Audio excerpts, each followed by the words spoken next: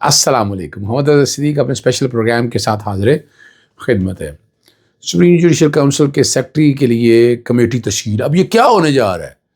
یعنی یہ 26ویں آئینی ترمیم کو ایک قانونی شکل دی جا رہی ہے، آئینی تشکیل شکل دی جا رہی ہے، اس کی ایکسیپٹنس کی طرف. اس میں ججز کی ایک میجورٹی جو شامل کی ہے وہ نام آپ کے ساتھ آگے ہوئے ہیں، لیکن میں آپ کے سامنے پھر بھی رکھتا ہوں.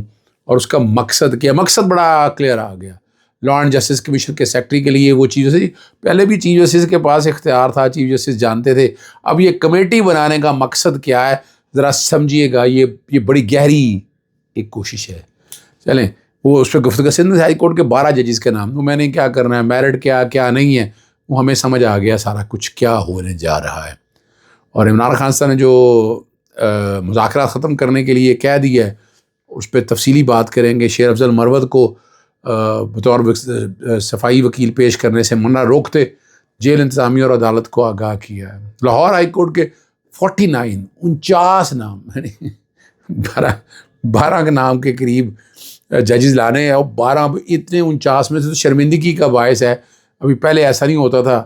اب یہ بھی بہرحال وہ ججز وہ وکلا کی ہمت ہے جو اپنے آپ کو ان میں کنسیڈر بھی کر رہے ہیں. یہ کون سا میرٹ کی بات ہے؟ یہ تو ووٹ پہ حاضر ہو جناب، حاضر ہو، اس کے علاوہ اور کیا رہ گیا ہے؟ کچھ نہیں رہ گیا اس کے علاوہ. اور وہیں سے آپ سمجھ لیں کہ ججز کی تعداد ایگزیکٹو کر رہے ہیں. عدلیہ کا رول کوئی نہیں ہے. عدلیہ کا رول کس نے کہہ دیا؟ وہ زیادہ زیادہ نام ہی دے سکتے ہیں نا. وہ ایک کلرک بھی تو نام دے سکتا ہے نا. میں ویسے ہی بتا رہا ہوں آپ کے لیے. ایک لسٹ فارورڈ کر دی. اب وہ آگے منتخب کس نے کرنے ہیں؟ 13 لوگ جوڈیشل کمیشن میں جو بیٹھے ہیں، 13 میں سے 8 لوگ جو ہیں حکومتی نمائندے، اور ہماری ان کی مرضی کے لوگ منتخب کیے جا رہے ہیں. جو ہم خیال بینچ یا ہم خیال ججز کا ایک کانسیپٹ لگایا تھا وہ منطقی انجام تک کیسے پہنچ گیا ہے. سندھ ہائی کورٹ کے 12 نام سے اندازہ ہو گیا ہے، اسلام آباد ہائی کورٹ کے ناموں سے اندازہ ہو گیا ہے. تو یہ ایک کوشش کی جا رہی ہے کہ ججز کو پیک کر کے یہ چیپٹر ہمیشہ کے لیے کلوز کر دیں اور عدالتوں کے دروازے جو ہے نا کسی طرح سے بند کر دیں تاکہ عام آدمی کو انصاف نہ مل سکے، اور ایک خاص طبقے کو، ایک خاص سیاسی جماعت کو. میرٹ کس نے کہا ہے؟ اب کون سی بات میرٹ کی رہ گئی ہے؟ اب اس کے بعد تو میرٹ کی میں نہیں سمجھتا، میرٹ کی دجیاں بکھیر دی ہیں جب آپ نے ایسے لوگ منتخب کرنے ہیں. دوسری جو بات ہے، سپریم جوڈیشل کونسل یا جوڈیشل کمیشن یا ان کانٹیکس کے حوالے سے سیکٹری کے لیے کمیٹی تشکیل دے دی. یعنی کچھ لوگ ہوں گے ان کو سیکٹری نے کیا کرنا ہے؟ وہ تو بیچارہ ملازم ہوتا ہے. اب اس کے لیے جسٹس سید منصور علی شاہ، جسٹس منیب اختر، جسٹس عائشہ ملک، جسٹس شاہد وحید، یعنی اس میں وہ لوگ جو ہے جو آئینی بینچ کے ہٹ گئے ہیں. بھئی آئینی بینچ آپ نے کرنا ہی وہی ہے تو آئینی بینچ کے لوگ ہی وہی لوگ شامل کریں، وہی لوگ بیٹھ کر منتخب کریں. تو یہ اس کو ایک کانسٹیٹیوشنل شیلڈ دینے کی کوشش میں سمجھتا ہوں. میں نہیں سمجھتا کہ اس میں ہمارے ججز جو کہ سننا ہے 26ویں آئینی ترمیم کو، اس کے اگینسٹ بینچ کانسٹیٹیوٹ ہو چکا ہے. اس کے لیے میرا نہیں خیال ہے، نہ میں سمجھتا ہوں کہ اس میں پارٹیسپیشن ہونی چاہیے. اس کو ایڈجرن کرائیں، ابھی ایڈجرن ہو اگر آپ چاہتے بھی ہیں بننا، لیکن میں نہیں سمجھتا اس میں بڑی کلیئرٹی کے ساتھ فل کوڈ بننا چاہیے. جو 26ویں آئینی ترمیم 27 تاریخ کو آ رہی ہے اس کو سننے کے حوالے سے عمران خان سے جو جیل میں ملاقات ہوئی ہے، بہت سے لمبے ایشوز ہیں، لیکن ذرا اس پہ گفتگو کرنا بہت ضروری ہے. صاحبزادہ حامد رضا کے گھر اور مدثر پر غیر قانونی چھاپے کی سختی سے مذمت کی ہے عمران خان صاحب نے، اور اردلی حکومت ایک جانب مذاکرات کا ڈھونگ رچا رہی ہے اور دوسری جانب سے انسانی حقوق کی خلاف ورزیاں کر رہی ہے. اس چھاپے کے بعد مذاکرات کا عمل فوری طور پر روک رہے ہیں. یعنی مین وجہ جو ہے مذاکراتی کمیٹی کے ترجمان اور ہمارے اتحادی کے گھر چھاپا ہماری مذاکراتی کمیٹی پر حملہ ہے. اس دوغلے پن اور بدنیتی پر مبنی مذاکراتی عمل سے کوئی خیر برآمد نہیں ہو سکتی ہے.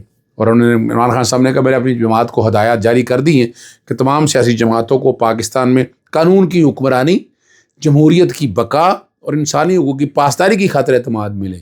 اس جعلی حکومت کے مینڈیٹ کو نہیں مانتے، خلاف گرینڈ قومی ایجنڈے پر کام کر رہے ہیں. پاکستان میں ہر جانب عدم استحکام کے ڈیرے ہیں، اور بلوچستان میں دہشت گردی پنپ رہی ہے. وہاں کے مسئلے سیاسی حل نہیں نکالا جا رہا.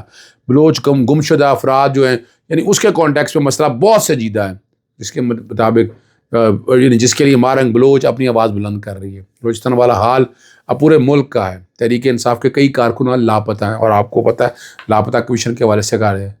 اور انسانی حقوق کے سامنے یعنی یہ سارا جو کچھ زیادتی ہو رہی ہے اس کو انسانی حقوق کی تنظیموں کے اس معاملے کو رکھیں گے۔ بلوچستان سمیت ملک بھر میں جب تک عوامی اعتماد پر مشتمل حکومت نہیں لائی جاتی استحکام ممکن نہیں ہے۔ بڑی کھل کے باتیں کی آپ نے۔ اسٹیبلشمنٹ سے اپنی ذات کی خاطر کچھ نہیں مانگتا، میں اگر ان سے بات کروں گا تو صرف ملک اور قوم کی بہتری کے لیے۔ اصل کنٹرول تو ان کے ہاتھ میں ہے، باقی ان کے کٹ پتلی اور ان کے اشاروں پر کام کرتی ہیں۔ اور عمران خان صاحب میرا مطالبہ بڑا سیدھا سا ہے، سپریم کورٹ اور اسلام آباد ہائی کورٹ کے 3 سینئر ترین ججز پر مشتمل کمیشن قائم کیا جائے، سپریم کورٹ بھی اور ہائی کورٹ کے کانٹیکس میں بھی۔ 9 مئی اور 26 نومبر کے واقعات میں ملوث اصل ملزمان جو ہیں، ذمہ داران جو ہیں، اصل جو بات ہے ان کا تعین ہو سکے، اس کے بغیر کوئی کمیشن قابل قبول نہیں ہے۔ اور بددیانت افراد کے بارے میں نیوٹرل امپائر کی حمایت نہیں کرتے، مسلسل جو جوڈیشل کمیشن بنانے کے معاملے کو نظر انداز کیا جا رہا ہے اس پہ ہے۔ اور یہ جو کچھ 9 مئی کا اور 26 نومبر کا سارا واقعہ ہے، جو اس میں قتل عام میں جو ملوث ہیں، 9 مئی کو وہاں سے چوکیوں سے لوگوں کو، پولیس والوں کو بلانا ہے، لا انفورسمنٹ ایجنسیوں کو، فوجیوں کو وہاں سے غائب کر دیا گیا، اور وہ بتاتے ہیں جی، خود کہتے ہیں جی سارا کچھ خود کیا گیا، فوٹیج غائب کی گئی۔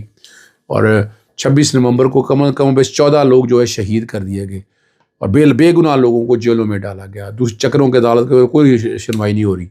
ملک ریاض صاحب نے کہ وہ اپنا منہ کھولیں گے تو بہت سے لوگوں کو شرمندگی گا، اس میں عمران خان صاحب نے کہا ہے کہ وہ بتائیں آ کر قوم کو، اور بتائیں اس میں ججز کون ہے، جرنیل کون ہے، اور سیاستدانوں نے ان سے پیسے اور دیگر مالی فوائد حاصل کیے تاکہ قوم کو معلوم ہو سکے کہ ان کے چہرے اس گندگی میں ملوث ہیں۔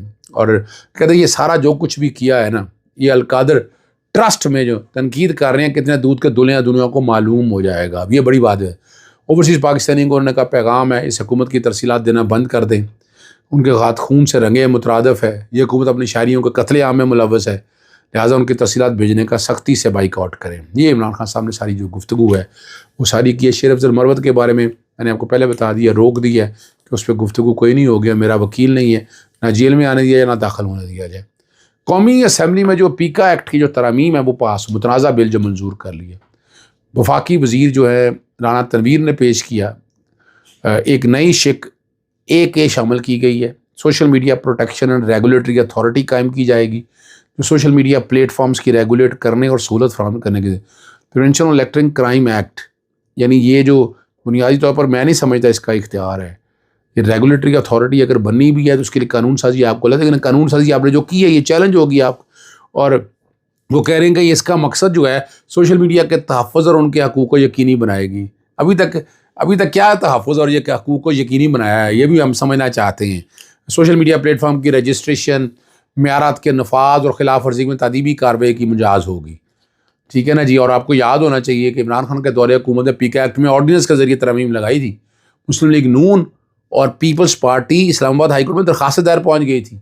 آج اسی نون لیگ پیپلز پارٹی کی حکومت نے خود اسٹیک ہولڈر سے مشاورت کے بغیر یہ کروں، اور وہ چیف جسٹس اطہر ملینا صاحب کے پاس گیا تھا اور وہ جو اڑا دیا تھا، الٹرا واری ڈکلیئر ہوا تھا۔ پھر اس کے بعد FIA نے اپیل فائل کی تھی اور وہ اپیل واپس لی تھی مریم اورنگزیب نے۔